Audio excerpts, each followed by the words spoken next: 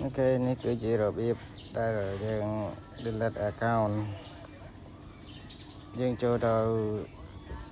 account របស់យើងហើយយើងមក setting យើងចូលមកក្នុងTelegram fake ហ្នឹង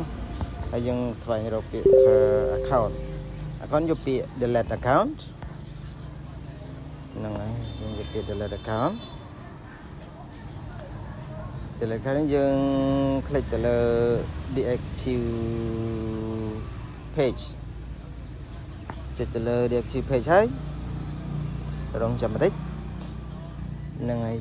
យើងបាយលេខទូរស័ព្ទដែលជា account របស់យើងនឹងចូលហ្នឹងហើយឧទាហរណ៍ខ្ញុំបាយលេខខ្ញុំតើមើលខ្ញុំ next ពេលដែល next ទៅអានេះខ្ញុំអត់ធ្វើការលុបទេប៉ុន្តែនៅពេលដែលយើងចុច next បន្តទៅមុខទៀត